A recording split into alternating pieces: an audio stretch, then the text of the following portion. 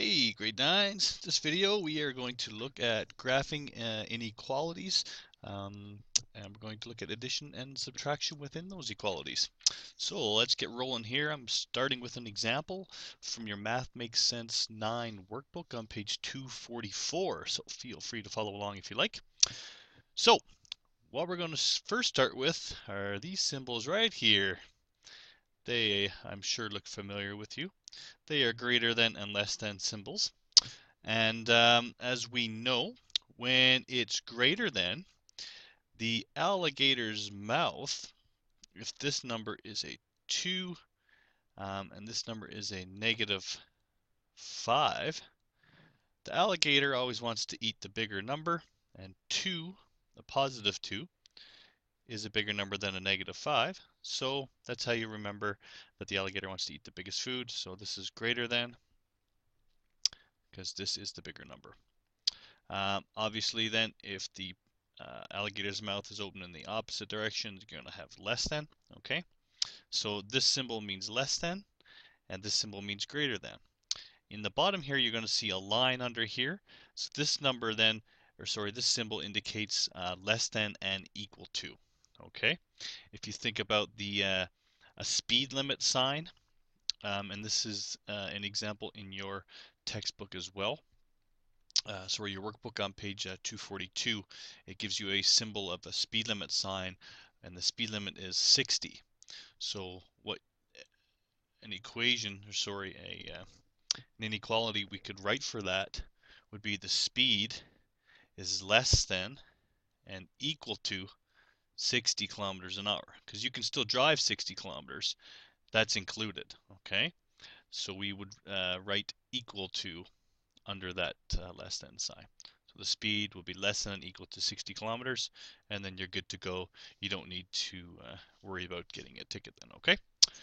Alrighty, so if we were to graph this inequality, b is greater than 5 on a number line, there's a couple rules we need to follow here. So we draw an open circle at the 5 because 5 is not part of the solution, okay? So this number that's greater than 5 doesn't mean it's greater than and equal to 5. It's just greater than. So what you could do is you draw an open circle on the 5, okay?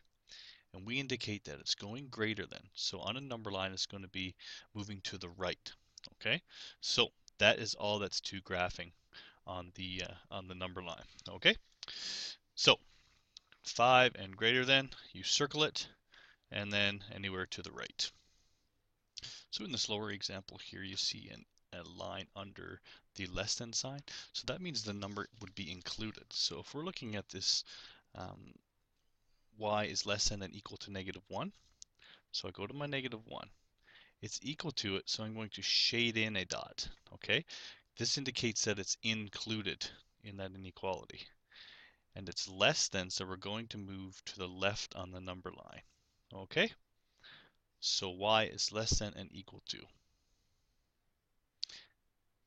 Let's quickly look at another example here. So h is less than and equal to 4. So if it's equal to 4, we're going to indicate it by the shaded dot. So maybe I'll keep it consistent here. We'll go with red. Okay, now it's less than, so we're going to move to the left on the number line, and that's how we graph it. That's all, folks. So -3 less than x, okay? So x is actually going to be, x is actually bigger than -3. If -3 is less than x, x would be bigger than -3, okay?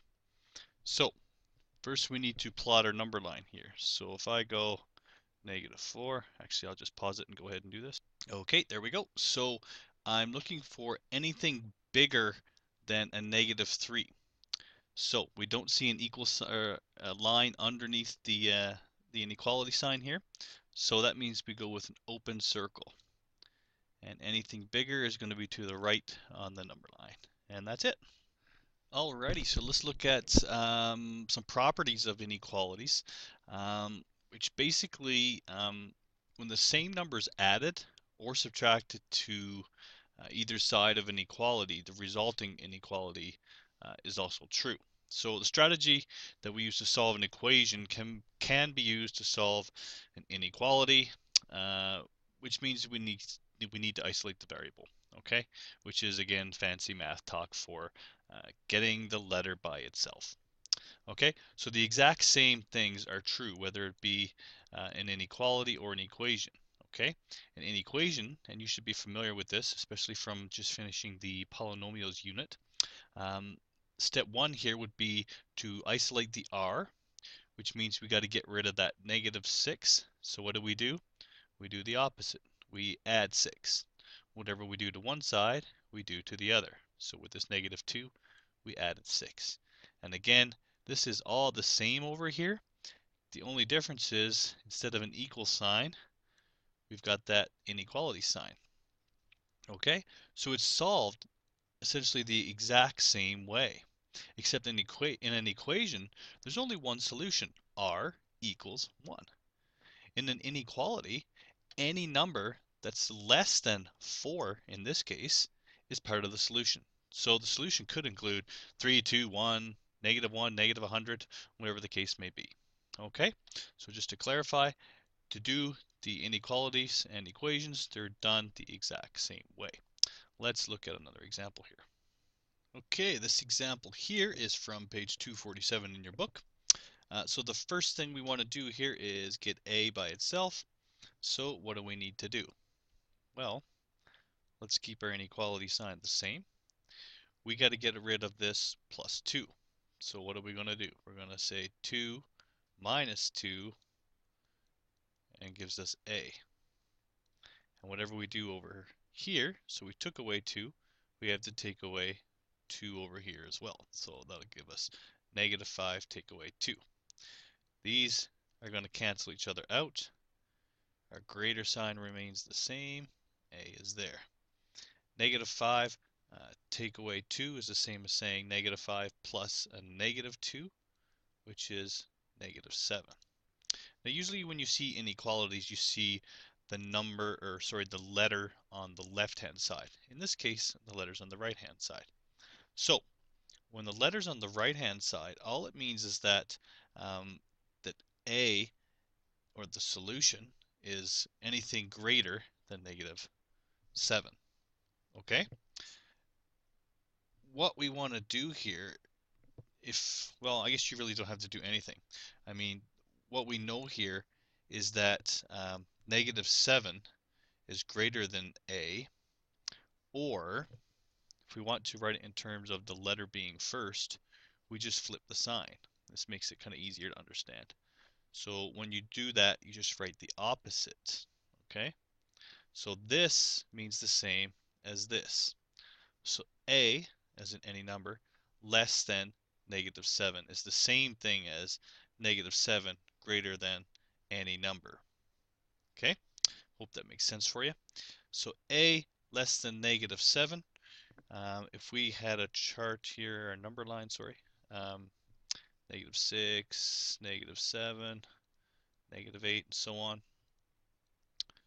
So to graph this, we would go an open dot because it's not included, and anything less than that would be true. Okay?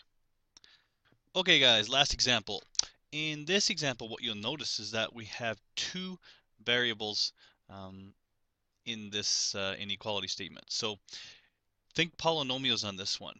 Just group the like terms. Okay, this is the exact same as solving an equation for polynomials. So we follow the same steps. So what you're going to want to do here first is start pairing up. Okay, so let's focus on getting the left side here taken care of first.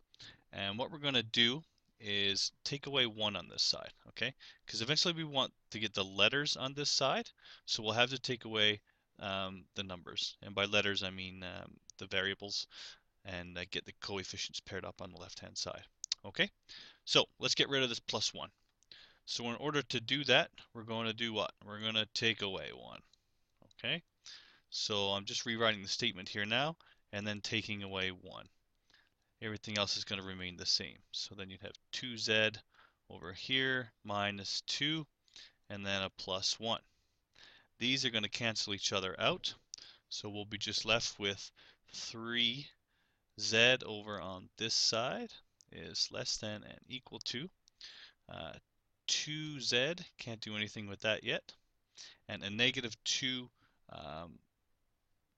actually this should be subtract 1 because we took away 1 over here, so my bad on that. So I'm going to erase that and rewrite, 1 second here.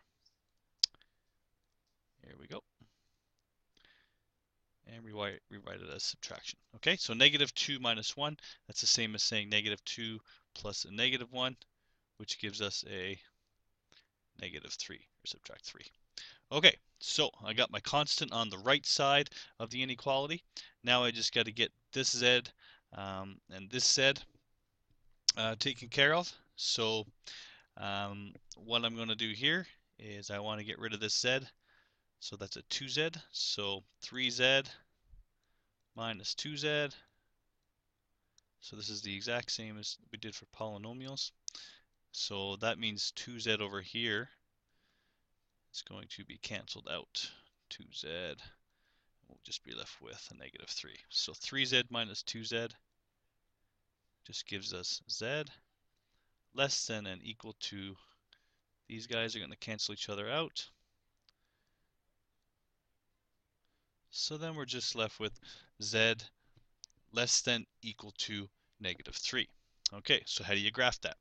Well, that equal sign here indicates I will need to shade in because negative 3 is included in the solution, and anything less than that would be to the left on the number line.